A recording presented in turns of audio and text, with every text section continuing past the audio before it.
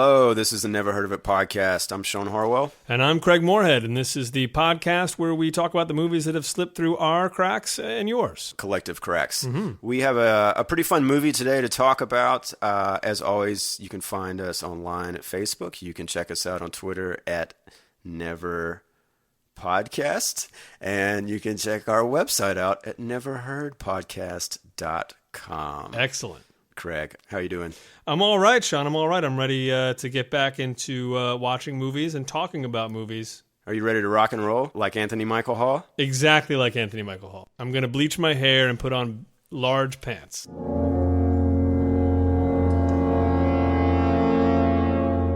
Today's movie, then, if that didn't tee it up enough, and I imagine it probably didn't, is called Hail Caesar. It's from 1994. And obviously, this may confuse some of you because the Coen Brothers are just about to release, at the time of this recording, their movie, Hail Caesar, which is actually, I looked today, just to be clear, Hail, comma, Caesar, exclamation mark. An interesting, an important distinction. So it's actually Hail Caesar. Mm-hmm. Yes. This is just Hail Caesar. This movie bears the distinction of being directed by one Anthony Michael Hall, one of my absolute favorite actors from my childhood. And I will give you a quick summary, Craig, that I found on IMDb. And you tell me what's wrong with it, okay? Will do. Okay, here we go. Caesar is a would-be rock star, but for now, he works at a pencil eraser factory. Soon, he falls in love with the owner's daughter. In order to get her, he bets with the old man that he can make $100,000 in 6 months. Yeah, that seemed to be a common synopsis for this movie. And I did actually read that before I watched it. I didn't go in as purely as I like to. Right. And the way that was written, I kept thinking, like, oh, God, this sounds just painfully quirky. Like, just a guy who randomly works at a racer factory. Right. It's like, what? But gladly, once you get into the actual movie, while it is quirky, certainly it's not as quirky as it makes us sound. Yeah, there's a lot of stuff that's out of order in that synopsis. It's out of order, absolutely. Way out of order. And so this claims to be written by a man named Steve Rouchet. Steve, man, I don't know. I think maybe you skipped like you had your DVD on random or something. But I don't know what happened there exactly. Yeah. But anyway, as I mentioned, the movie is directed by Anthony Michael Hall, written by Robert Mittenthal. It stars, along with Anthony Michael Hall, of course, in the title role, Bobby Phillips, Leslie Dannon, and then has much smaller roles from, we got Sam Jackson in here, we got Judd Nelson, we have a very, very memorable RDJ, Robert Downey Jr., and Nicholas Pryor plays a big role. I guess he's a big soap opera actor and probably been in a 1,000 things. And also Frank Gorshin makes an appearance. Who, do you remember Frank Gorshin? I had to look him up. But actually, the first note on my pad here is Frank Gorshin, exclamation point. Yes, and how do you know him? He was the Riddler, right? The Riddler, from Batman, yes. yeah. I totally did not click. Pretty small role in the movie, but again, a pretty memorable one. Yeah. And I would say also Robert Downey Sr., who makes an appearance. Downey Sr. was in there as the butler. Ah, that's right, Craig. And well, I was going to pull out one bit of uncredited trivia on you and say that Kato Kaelin is also in this movie. Yes, Kato. I also have a Kato exclamation point. They got the exact same reaction as Frank Gorshin. Well, now what's interesting about that is this movie, right, was apparently released on May 11th, 1994. O.J. Simpson, which is the only reason any of us know Kato Kaelin, right, was not arrested until June 1994. Yeah. That's a pretty big coup for Anthony Michael Hall to have Kato in your movie. Agreed. Right around that time. Yeah. I mean, I'm surprised they couldn't capitalize on it slightly more. And that was definitely one of those moments in the movie where I started thinking about the time that this came out. There's a similar thing with Samuel Jackson, that's same year as Pulp Fiction. And it's like, really? We're going to get to that in a little more detail here in a second. Both of us had never heard of this movie because this is a listener suggestion, and today's suggestion came from my friend and former coworker Nancy Putnam. So Nancy, thank you She's listening in Denver, and she sent me a message saying, you got to watch this movie. I remember it as being kind of quirky and crazy, and Robert Downey Jr. standing out significantly, and the music was interesting. I've challenged her to revisit that and see what she still thinks. I don't know exactly when she watched it because this movie is a little hard to find. You're going to have to dig for it. But, man, used DVDs appear to be pretty much all over the place. Yeah. So you got to see this thing. Indeed. Right? Can we say that right off the bat? I think we can. I mean, this is... so Anthony Michael Hall, when I was a kid, if we're talking about the early to mid-'80s, somewhat late 80s, Anthony Michael Hall was a bit of a role model for my very, very young self. In fact, you use his photo as your bio photo on our website, which was done months and months ago. Yes, that's true. I think I first actually saw him in Vacation. Okay. Where he just, he plays like Rusty. Precocious kid, which is exactly what I wanted to be at the time, I guess. Oh, you were. Come on. Yes. I was easily as witty and had as good timing. But I mean, that's the thing. Like, as a kid actor, that dude had great timing. He had amazing delivery. Like, you look at 16 Candles, Vacation, Breakfast Club. He was doing amazing stuff for someone his age. I was thinking the same thing today, and I don't think there's anybody that can touch him under 18. Well, not legally. Comedy. Yeah. Sorry. Well, yeah, sorry about that phrasing. That's terrible. No, I think, as far as comedic actors at that age, I mean, maybe you would throw Matthew Broderick in there sure. only because of Ferris Bueller's, yeah. right? There's nothing else that has that. I guess you can make a case for Cusack. Maybe. Michael Cera might be the only sort of modern kind of compare. I mean, and like he was, I don't know. It's to me, it's still not even a fair comparison, really. Yeah. What's your favorite early Michael Hall movie? I mean, it's got to be Breakfast Club.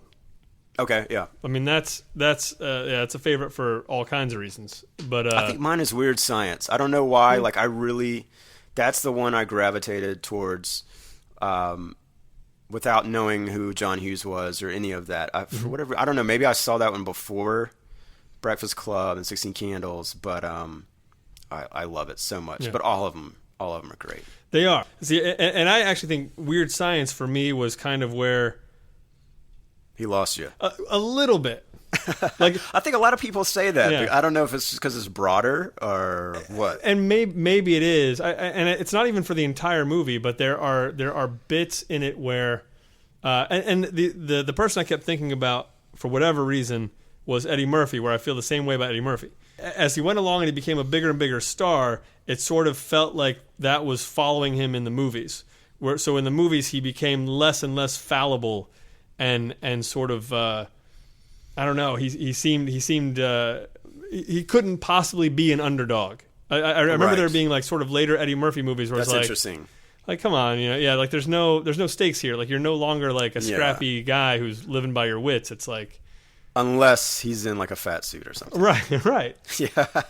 And I guess I kind of feel the same way about Anthony Michael Hall. For whatever reason, it's like he just started becoming a bigger star, which he totally deserved. But some of those, I don't know, some of that comedy started to lose me a little bit because it just didn't feel like he was playing a person. He was like he was playing himself as a star a little bit. So I don't know. Which is a funny way to talk about somebody who was like 17. I know, and really he doesn't deserve that, I think, at all, because Weird Science is great. I would watch Weird Science in a second. I mean, what else was he doing after that? He did Edward Scissorhands. He was great in that. But we hadn't, I remember when Edward Scissorhands came out, we hadn't seen him in a while. Right. I was the same way. He definitely looked different by then. He had sort of grown into his body. And I think he's listed at 6'2", so he's a big dude now. Yeah. And so I don't think, it's hard to make that transition, obviously, for a lot of reasons. You would like to think it's a little easier for comedic actors. Yeah. But that's not always the case. No, not at all. A couple interesting things I learned about Anthony Michael Hall today when looking into his life a little bit. He was the youngest cast member ever on SNL. Yeah. 17. 1985. And I remember that run very well. I do too. It was only a year, though. Yeah. Because Robert Downey Jr. was on there as well, right? Yeah. And apparently he left to go to rehab. He was wow. An alcoholic at this point. Yeah. Another one, he apparently was very, very close to landing the role of Private Joker, Matthew Modine, in Full Metal Jacket. Yeah. And he could have, man. He could have pulled that off. I could see that. Yeah. I think he would have been around 19 at the time. And because this is relevant to the movie, yes, he is a musician, and apparently at one point had a band called Hall of Mirrors. Oh, okay.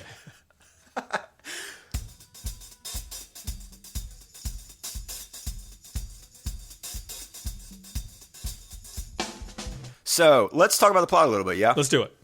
Okay, we're not going to spend a ton of time talking about the plot today because I think there's more interesting things to talk about here. As we mentioned, that little synopsis has things a bit out of order. But what you need to know is, it's an interesting opening. And again, I'm mentioning it because it comes back into the plot later on. You're sort of opening on an armless statue of Venus, right? And there's a guitar, a Fender Stratocaster, strapped on there. It appears to be on a stage at a concert somewhere.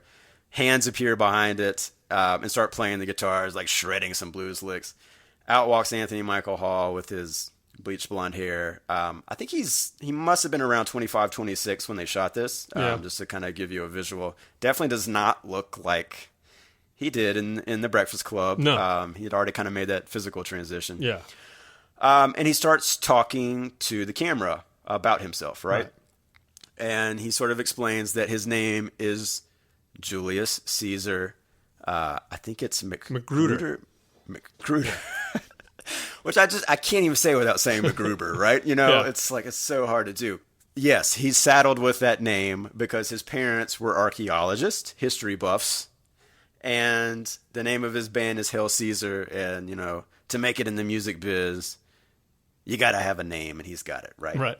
And so from there, you're kind of cutting back to what the bulk of the movie is, which is he lives in or I don't even know if he lives there. It was a bit unclear to me. The band, which consists of him, a woman named Annie, I think, on bass, played by Leslie Dannon, and a hilarious Russian drummer named Vlad, played by Ilya Volok. Their band is Hail Caesar. They are a trio. How would you describe their music? It's not really rock. It's sort of it seems like sort of a blues funk, like a modern blues funk 90s thing. Right. And it's so very 90s. Yeah. Like even to the point of some of his little hand gestures that he makes when he's singing. Yeah. The way he looks up and rolls his eyes as if he's in the music video, it's And that was sort of my first cringe. It's dated. Yeah. It's dated. Well, it's sure. Dated, and I mean, and I want to say this mainly to set up how I felt about it later. Going into it, I was like, okay, I didn't know he had a band called Hall of Mirrors, but I was like, he probably has a band, and so now this is his movie where he gets to be a rock star, and I was like, oh man, this is going to be bad, and so, and there's a bit of that performance at the beginning where he's really practically humping his microphone stand while he's singing this thing, and I'm like, oh man, you're not a rock and roll star, this isn't what I like about you as a performer, I don't want you to prove to me that you're, so anyway, so that was very uncomfortable, right? But it goes on. And it does go on. We set up that he's got a Rottweiler named Chaos. We set up that Samuel L. Jackson is the mailman in the neighborhood who has to creep up on the doorstep. Yes. I mean, this is Dennis the Menace. This is such an old thing. It's like a 1950s joke. Yeah. The dog literally knocks the door off the hinges on top of Sam Jackson, I think, in one scene. I don't even remember if that one. It doesn't really matter. No. But you get that there's a bit of tension between the fact that Anthony Michael Hall is in love with a woman named Buffer, and this perhaps is eating into the time that he has to practice with this band, which is supposed to be his and the three of their lives, basically. Okay, and so shortly after this, we were cutting to him in a motorcycle with a side cart, driving to a mansion owned by Mr. Bidwell, which was the Nicholas Pryor character. And this is Buffer's father, right? Mm-hmm. I'm going to mess up the order too, but I don't even think it really matters here because he walks into there's some setup with Bidwell and his lackey about how I think he's an arms manufacturer, Mr. Bidwell. Yes. Yes, but they've got this pencil eraser factory as a write-off, and they're actually filtering. They've got a project they're building explosives. Yeah. I don't know if they're going to be in the erasers. Like, I literally got lost in some of that stuff. Well, again, I don't really think it matters. That is the plan. Apparently, they're going to deliver these pencils to this summit filled with world leaders where all the pencils will have explosives at the end of them. Right. That's as I understand it, yeah. Okay, that's a better understanding than I have. Yeah, the erasers aren't erasers, they're C4. They're like... Okay, yeah. But that's how the eraser factory will connect to Mr. Bidwell and vis-a-vis Anthony Michael Hall. Right. Mr. Bidwell does not at all like the fact that Anthony Michael Hall is dating his daughter, Buffer. He even says something, I hope they're not sleeping together, you know. Anthony Michael Hall's a loser. He calls him a numbnuts 1,000 times, which again will come back into play. They have a conversation in what appears to be it's like an office or a bar. Or something. There's a picture of Reagan behind him. There's a football behind Mr. Bidwell. Mm-hmm. He's got a pistol in his hand that's loaded, right? Yeah. And he's telling Anthony Michael Hall to stay away from his daughter. What's it going to take? I'll pay you. 25 grand, 50 grand. He's going up to 100 grand. Right.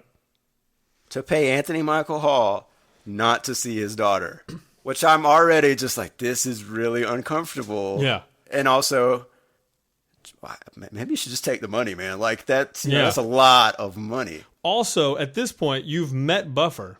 She's horrible. She's beautiful. She's horrible though. She treats him terribly.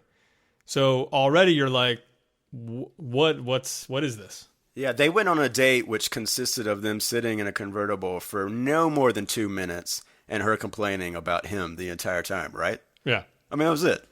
Oh, and I mean, from the moment he came to pick her up, he was late. It's terrible. We're not going on your motorcycle with your sidecar. Yeah, so you have no idea why they're together. Yes. And then this man is saying they should not be together to the extent that he's willing to pay for it. But Anthony Michael Hall says, sir, I'm sorry, but you can't do that. Like, you can't deny me the right to see your daughter. You might as well kill me. At which point, Mr. Bidwell gets the pistol out and fires it at Anthony Michael Hall. That's right. Who ducks. The whole thing is played comedically, even though he did literally... Tried to kill him, yes. Tried to kill him.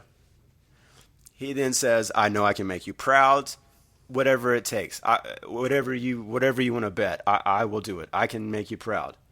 And so then he changes the conversation to Mr. Bidwell, says, okay, Sonny, if you can make 100 grand in 6 months, you can be with my daughter. Not only that, I'll give you a job. And none of that stuff was connecting for me, right? Yeah. I mean, it didn't make sense to me because I was like, well, is the job going to pay him 100 grand? Right. Like, how much is the job paying? Because why get a job if it's not going to pay you 100 grand? Right. Like, how is that helping your problem here? 6 months, 100 grand, it's a lot for anybody, let alone this loser. Well, yeah, and you also have my favorite character, which is the dad who owns his daughter and can control who can see her and can't see her. And is selling her, in a sense. Right, exactly, absolutely. I mean... Like, if you can do this, then, okay, I'll let you have her. You don't know why they're together. You have no idea why he would even, for a second, say, I'll take your bet. I'm not going to take your bet. I'm with your daughter. Your daughter loves me. Anyway, extremely confusing why he would even care if this guy was proud of him or not. Yes. There we are. He's set up in the eraser factory, kind of like a Hudsucker Proxy vibe, it turns out to be, in some way. He ends up replacing the floor manager. And all the workers hate him. All the workers hate him. The next thing you know, Buffer, the girlfriend, is now complaining that Anthony Michael Hall is working too much, as she never gets to see him. So you're again wondering why the hell they're together. There's a big to-do about the secret explosive device information being hidden in a computer file called Big Pink that nobody can seem to hack into. Right. You know. And this is basically the gist of the movie. I mean, that's kind of what it is for a while. There's a break, like about 45 minutes in, where Anthony Michael Hall, you know, I'm sitting here again wondering the whole time, why are you working a day job if it's not paying you $100,000? Like, what? How else are you going to make? And he even says at one point, well, you know, if I could just get 3 or 4 more jobs like this, I'd be perfect, you know? Yeah. So he gets it in his head that, hey, wait a second. We're a musician. I've made a little bit of money now. What do? We record a demo. If we record a demo, we'll get an advance on a record, and that's how I'll pay off the $100,000. Right. So they go record the demo. You get a very, very extended montage, music video of the song that they're recording. They start passing out the cassette tapes. This is where you meet Robert Downey Jr. There's a very lengthy scene. I think we're definitely going to try to work a clip in here if we can get it, or we'll put one up on the site, because this is one of the for me, this is one of the 2 must-see scenes of this movie. I hate to say it, but it did, like, you're watching this feeling like, I'm not sure anybody was paid in currency other than cocaine. Right. Because, I mean, they're just off the wall. He's off the walls bonkers. Right. He is a cartoon character. And my feeling was, watching it, Anthony Michael Hall called up Robert Downey Jr., said, hey, come to the set for a day. We're going to make something up. Mm-hmm. I'm saying, like, none of that was scripted. I'll just say that right off the bat. Oh, yeah. Not a single thing of that was definitely improv. Yeah, we'll do our magic. Yeah. He is posing to be a record executive. You find out at the end of the scene, the button on the scene, is that no, he just works in the mailroom, and he was just up there in the office for an hour creating havoc and you know, telling Anthony Michael Hall that the song is really good. So it's sort of back to square one, and yeah, the demo never comes up again, like the music that they made. Fast forward to still trying to figure out what Big Pink is. Mr. Bidwell's lackey, Mr. Bidwell himself, finally gets it in his head that Anthony Michael Hall is onto him, and so orders his lackey to first kill him, and then never mind, just blow up the whole rubber factory. I never liked it anyway, right? Do I have that right? Close enough? Yes. Yeah. So Anthony Michael Hall is at the factory. The lackey's setting up explosives, and Anthony Michael Hall finally figures out the passcode to the Big Pink file, which of course is numbnuts, because that's what Mr. Bidwell's been calling him. The entire time, yeah. And the factory goes up in flames. Mm-hmm. It blows up. The lackey's running out. The police are there immediately. None of this has any consequence whatsoever, because shortly thereafter that, when Mr. Anthony Michael Hall is now at the bottom of his rope, you know, how am I possibly going to stay together with this girl when her dad tried to blow this up and is behind some very evil thing, and I don't have any money, I don't have a job, I don't have a factory. He's walking home. Well, now wait. We did skip a moment. He did go to jail. Oh my God, you're right. Yes, okay. Because this is the other scene that I really liked. I think at this point I felt very keyed into what was going on, and I knew you were, weren't you? I knew that I was going to have to let a lot of things go, my own preconceptions of the movie, maybe of myself, maybe, probably. But yeah, the entire movie is very broad, and this scene is no different. They're in jail. Judd Nelson is there. There's some classic Anthony Michael Hall riffing about how tough he is and how he had to kill somebody. Correct me if I'm wrong. He does what appears to be like a Ted Kennedy impersonation. Yeah, he does like a Boston thing, which doesn't really make any sense. And then he does sort of like a very strong like African American accent kind of vibe. Yeah. Once the 2 other inmates start to sort of fight, he brings out. But also, I would say that and you as a Weird Science fan should know that is classic. It is Anthony Michael Hall. That's that's late '80s Anthony Michael Hall right there. There's a difference. Yeah. In Weird Science, when he's doing that blues voice, that old black man voice, he's in a club with old black men. He's very high. And he's drunk and high. Here, he's just in jail. It's a Tuesday. Oh, yeah. First thing in the morning, they're just having a conversation. He starts doing this. No, I don't know. But the two inmates start to get into a fight. Yeah. And damn, I can't even remember what it was. Do you remember what the fight was? For whatever reason, no clue. When those two guys turned on each other, it made me laugh. Like, I was like, oh, that's funny.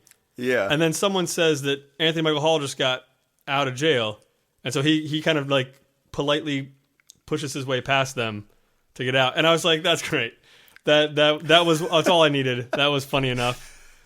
He spent maybe 4 hours in the cell. And then you're right. And so then I guess the bassist bailed him out. The bassist, Annie. Yeah. Bailed him out. I will say I did like there was a little moment where she's sort of waiting for him to come out of jail anxiously. And look, I mean, this is just one of those movies where you know from the start that he's with the wrong girl and the right girl is right beside him. Oh, right? yeah. It's the bassist. It's Annie. Yeah, the most blatant use of that. Super clear. Ever. So she's waiting kind of expectantly for him to walk out of jail, sort of hoping, obviously, the look on her face that maybe this is their moment now. And then he looks at her, and then he's just like, chaos! He's more excited to see his dog. Yeah. That got a laugh out of me. I like that joke. Yeah, okay. And then, he's the next thing you know, they're walking back to the house, and there's this big uproar. There's like a professor there. He's got like the blazer with the corduroy patches, telling him that Sam Jackson, who quit being a mailman because of the dog and then went to work for the water company and immediately got assigned to go dig up some sewer pipes at the very same house where, by the way, in that scene, the dog is looking at Sam Jackson on the ground with a shotgun, which yeah. it was Sam Jackson's gun, right? I think so, yeah. But the dog, he just set it down and suddenly the dog is like laying there like looking at him with a shotgun. Okay. And so Sam Jackson just quits, right? Yeah. And so that's the whole scene exists to set up this at the end that when then I guess the next person came in to excavate the dirt to put in these new sewer pipes or whatever, they found some huge archaeological discovery, a statue, which you gotta help me here because I know like the bass player and the drummer at one point walked off with Venus, Julius's Venus statue. Yeah. Did they bury it in the yard? Yes. Is that what happened? Okay, so it was his statue. It was his statue. Don't ask me why. Because at the beginning of the movie, he says it's because of her that I got all this. Yeah, that's right. And the statue is worth millions, and so now he has enough to win the bet. I completely forgot why they buried the statue. I have no clue. Yeah. Who knows? Don't know. So now he has enough money to win the bet, and of course, he doesn't want to. He doesn't want to be with her, or she says something. Right. She's terrible again. Buffer Bidwell. Yeah. And he ends up with the bassist. They kiss, and then we cut to Hail Caesar now playing a song that is like in a totally different genre. Like it's like a soul song where everybody's just like snapping their fingers, and he's singing about love, and there's a bunch of people watching him. Yeah, and one of his actual real life bandmates, I think, the guy who wrote all the songs in the movie, I think, is the guy sitting next to him now. Yes, Herbie. And this is their music video. It is. The closing credits is just this music video. Yeah. I will say that guy for a second, the guy beside him, he's got these weird kind of dreads. Mm-hmm. I had a flash. I was like, please God, tell me that's the singer Zach from Rage Against the Machine. My head would explode, and this would have been the most worthwhile experience of my life if that's the case. I don't think it is, unless Zach De La Rocha has a really weird pseudonym. No, I don't think so.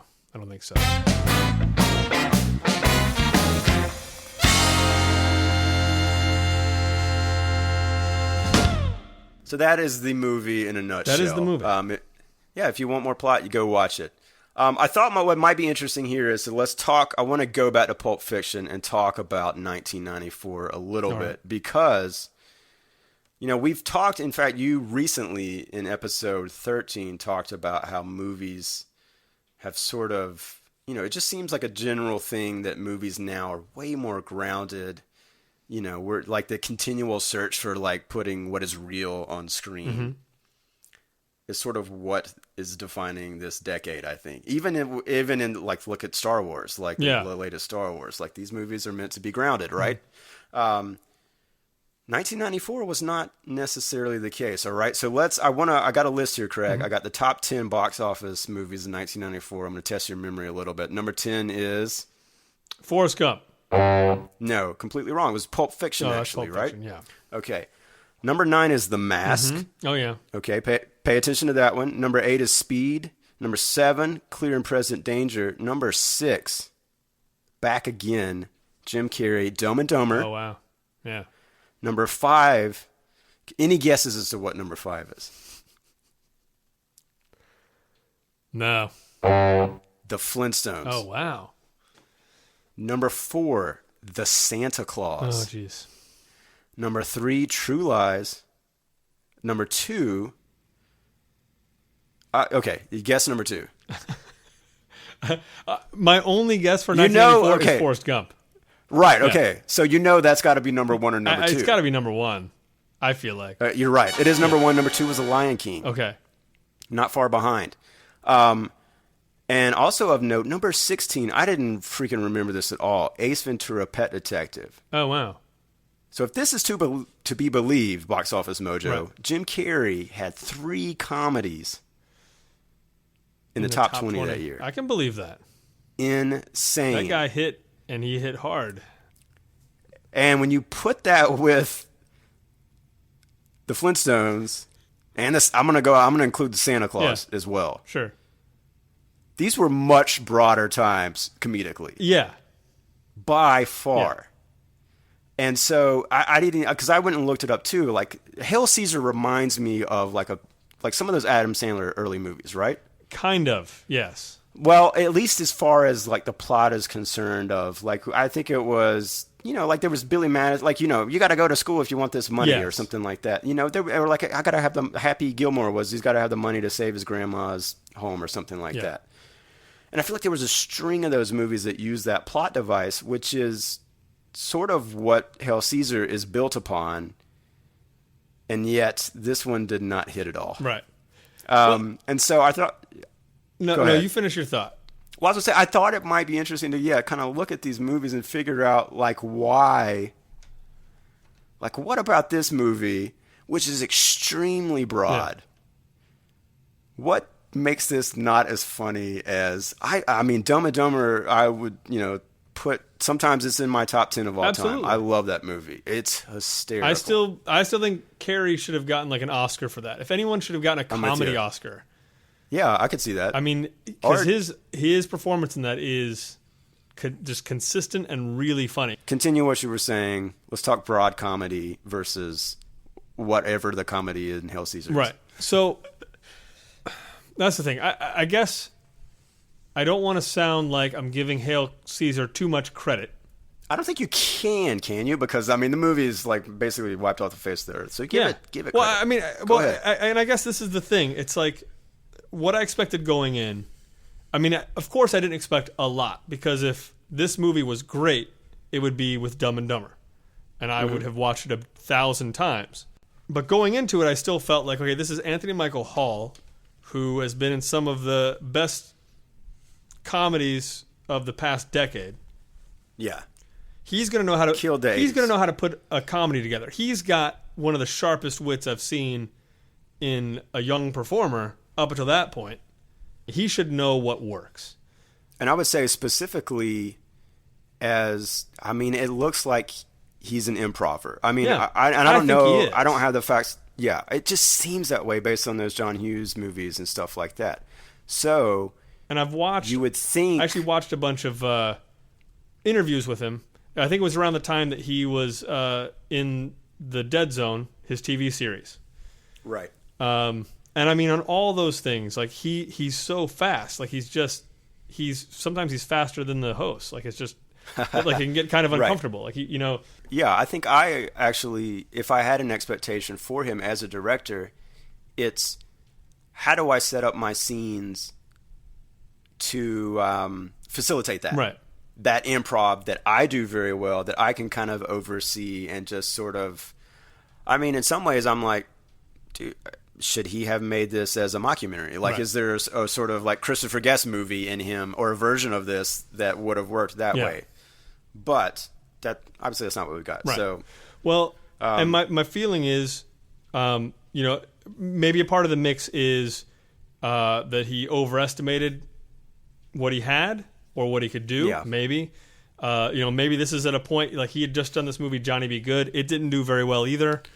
So he's kind of waning. Maybe a lot of people don't want to make movies with him at that moment, and so he wants to go do this thing. But there's this part of me that wants to believe, and I think I just generally will believe that some part of this movie, some part of the soul, the DNA of this movie is from Robert Downey Sr. And I watched a movie of his a long time ago called Chafed Elbows. Have you ever seen that? I don't know that I've seen any of his. Yeah. And I've never seen Putney Swope, which I think is like the that's his big one, right? Big dog, which is disgusting. We gotta have a senior film festival in these days. So Chafed Elbows is a comedy. As I remember, none of it is actual motion picture. It's all stills. It's like stills and voiceover of characters talking. And it's a comedy. Wow. And so it you know, it certainly can feel very disconnected at times. It was also very broad, but I think it was also at a time when very broad comedy was being done in sort of that formal broad comedy way. And really what reminded me of it, besides the fact that he was in the movie, which I was hoping was sort of a tip-off, like we're kind of taking this mold of how comedies are being made right now, and I'm just kind of putting whatever the heck, you know, whatever I want to put into it, which is what the Robert Downey Sr. movies feel like. It's just like bizarre stuff will happen. I feel like things like Chafed Elbows works better than Hail Caesar, maybe because of the time, maybe because of the context. I don't know exactly what it is, but the bizarreness of Chafed Elbows works as a comedy. When stuff in there happens that's bizarre, it's just genuinely funny.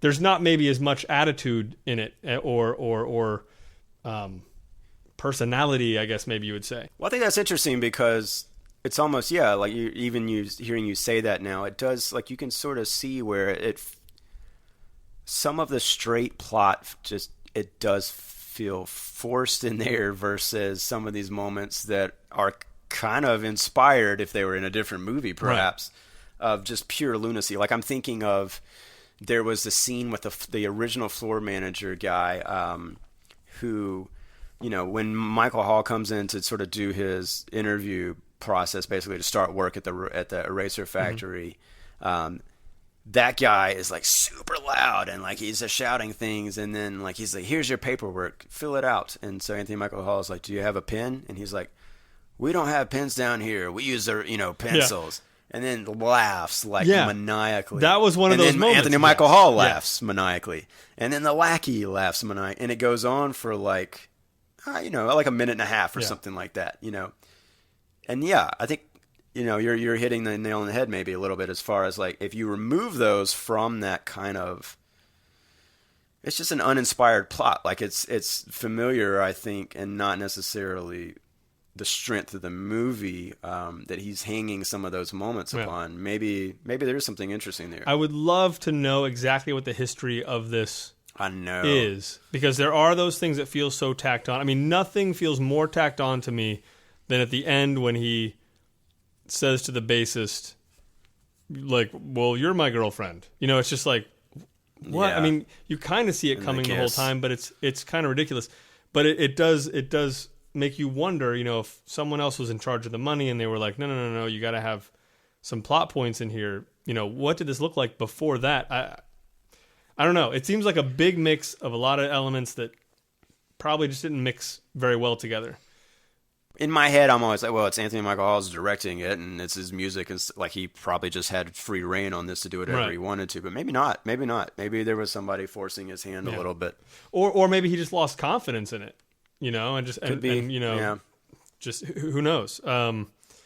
I still feel like if you're an adventurous movie watcher, check it out. I mean, there's stuff you could stand to see.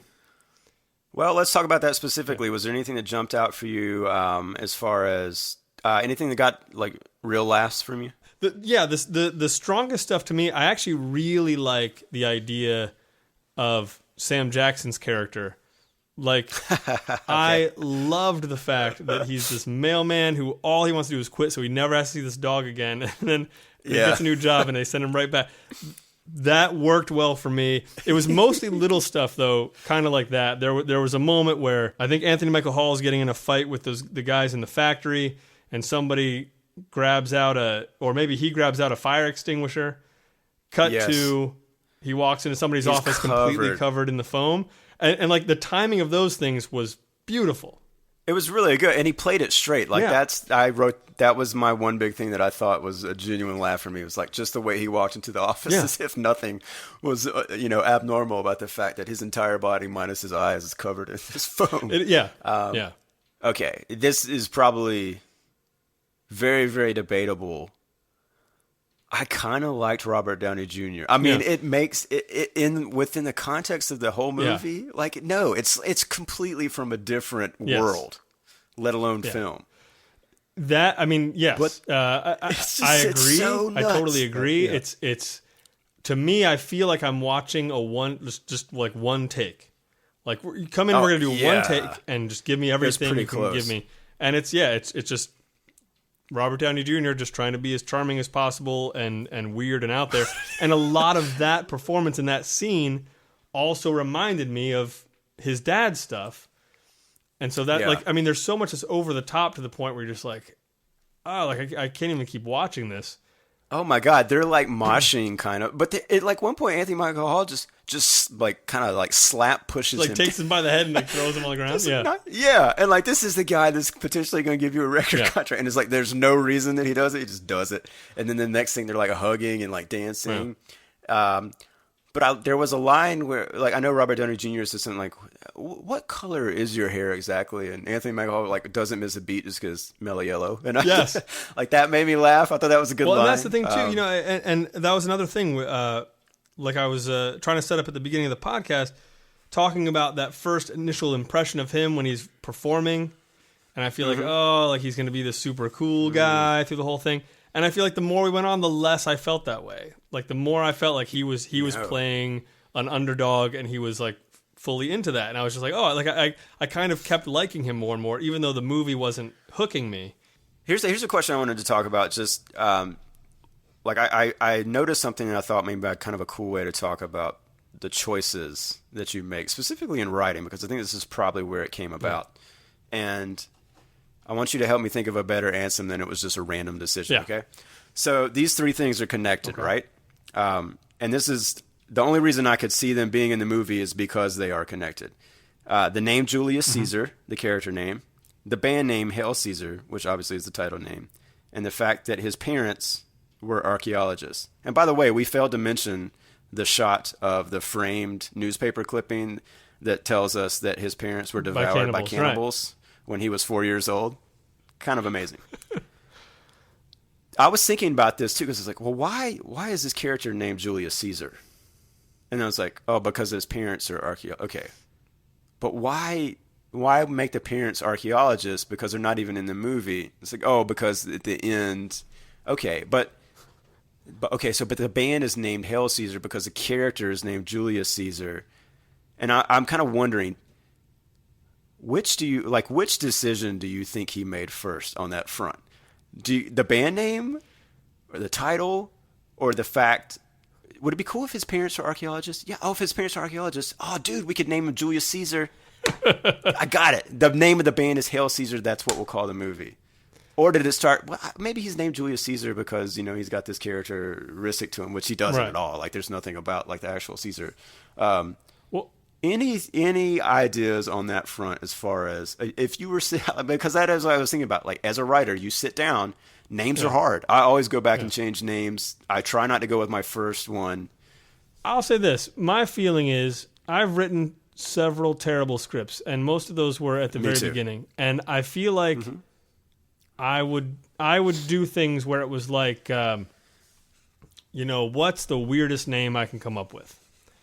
Right. And I'll just name the first guy that, and then we'll just take off from there. Like I could see the Julius Caesar Magruder coming first. He's going to introduce himself as that because it's still a good joke. Okay.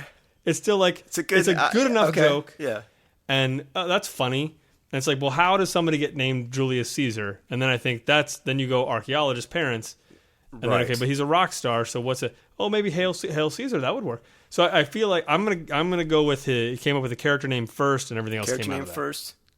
Okay, I don't know because I mean, a lot of people, man, I've heard like R.L. Stine won't write a book unless he's got a title. I kind of think, and I also wonder too because he had a band, has bands. Right. If this was like, even if it was just. What's a good name for a band? Oh, Hail Caesar would be an awesome name for a band. Oh, dude, we should write a movie called that. That's true. So I'm gonna say maybe it was title first, and then he worked backwards from that. Maybe probably name and then parents, but I don't know. But it's interesting. I just thought I was kind of like it'd be kind of cool to know the evolution. I guarantee if I ever have a reason to have a conversation with Anthony Michael Hall, that's gonna be my first question. Thing? Yeah, please. I will buy you a drink right now. Let's go talk about this. I need to know everything that happened.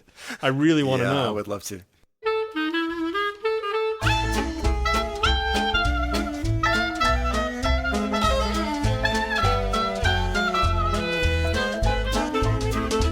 I would like to move on to find out if this movie inspired any ideas for your own writer's cabinet. Filmmaker's drawer. My filmmaker's drawer. Well, director's pocket. I did think about that briefly, and I don't have like a really good pitch, but I feel like I would take that Sam Jackson character, and I would just I would see how long I could keep that string of things going on. Like, there's one thing he can't stand, and no matter what he does, he just ends up right back in the same place. He's back there again. I don't know if that's a short. Yeah, so it seems like it might be a short, but okay. Let's just think of one concrete example. He in the movie. Goes to work for the water company, is immediately sent back to this house with his damn dog. He's digging the shovel. The dog's got the shotgun. He's just talking to himself. He's like, that's it. I quit. He takes off the tool belt and walks off the job. Where does he go next? What's another occupation he could have that would send him back? Cable company? I mean, cable company could. No. It seems like after that job, though, he's going to go for a job that he's like, there's no way I'm Don't have to do a house call. Yeah. Right. So, maybe he, I don't know, maybe he joins the army or something. I don't know if that's possible at his age. But you join the army, you're like, I'm just going somewhere far away. And then, I don't know, this martial law is declared. And and he has to, he's on the ground. Anthony Michael Hall is president. Region. Yeah. And then I feel like, so once he gets sent back the third time, then I feel like he quits that. The fourth time, he's going to be like a dog catcher or something. If this dog is really his nemesis, like, he's going to have to, do something to face this head on. But I think does it only work if it's Sam Jackson? Maybe. I mean, because it really, when he came back, it really worked for me. And it might have just been how pissed off he was. He was so mad. But man, it really, that moment worked so well. Yeah. Well, did you have any ideas yourself? I went with the title again. I was just thinking, because I do like that title. Obviously, the Coen Brothers like it. So if it's good enough for them. I don't know what the hell I would do, though, because of the punctuation. Like, I'm out of options now. You could do a Hail semicolon Caesar. Yeah, maybe. So I was thinking, let's do a rom-com about a taxi driver, like a Hispanic taxi driver named Caesar, right? Yeah. But when you call the cab company and you, quote, Hail Caesar, that's code for you want to hook up. You want to booty call, nice. Right? With Caesar? So, yeah. Yeah, with Caesar. Yeah. So it's a bit of that, what is it, Can't Buy Me? Is it Can't Buy Me Love that he's like the pizza delivery guy? No, I think that's actually what movie is that? Or something. But it's the same kid, right? It's not called Pizza Boy. Yeah. Patrick Dempsey. People are going to kill us right now. So yeah, it's about, Caesar, Loverboy. Caesar wants to be more than just the gigolo that's getting hailed. Oh, yeah. That's rough. And so it's about that. And he also, he wants to be a male stripper, and then just turns into Magic Mike. No, I don't know. I think you got a lot of good options. There's something with that title. Yeah, I think that's just the basic setup, and you go from there. But that's it. Anything else on Hail Caesar? No, nothing of any real importance. I don't think so. We'll try to get some clips up for you so you can check out some of the lunacy. And yeah, if you've seen the movie, if you find it, if you got something to say, please let us know. We'd love to hear. I think there's a lot to talk about with this one. And yeah, we're rooting for you, Anthony Michael Hall. Come on back. Right on, man. We miss you. Right on. Well, should we talk about what we're going to do next time? Let's do it.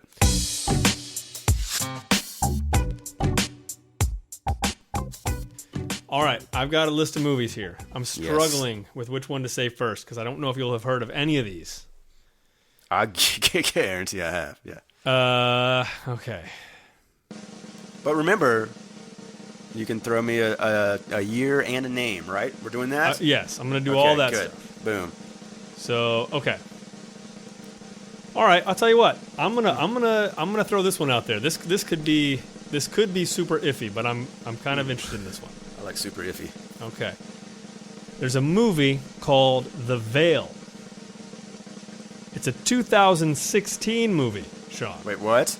I'm talking about, yeah. The shine is still on this one. Oh my god. Yeah, we're gonna have to go outside to like see it in the theater. No. You're gonna play it right on Netflix. Yeah, sorry, I didn't mean to scare you.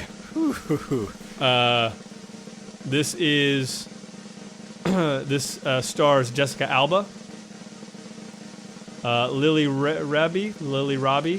Robb. I'll stop you right there. No, I've never heard of this. And Thomas Jane.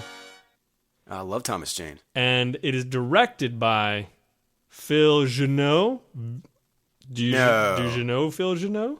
Of Genoud and Caro, guys? City of Lost Children? No, not that's that guy. Like Jean-Pierre Genoud or something. Yeah, no, okay. not that guy. It might be Phil Genoud. I may be just mangling the pronunciation.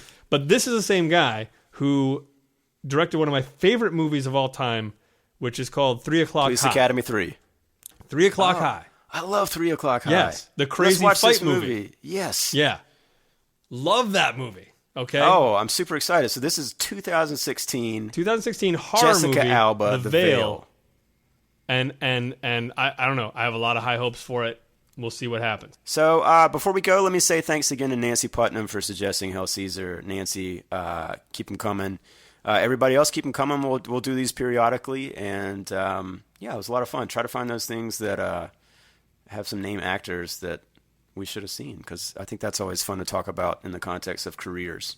Indeed. It's hard having a career, man. It is. It is damn hard. It is. Yeah, find us online. Any last words, Craig? Let's all be good to each other out there. Hugs all around. Hug someone. Hug a stranger. Nah, not during flu season. Fair enough.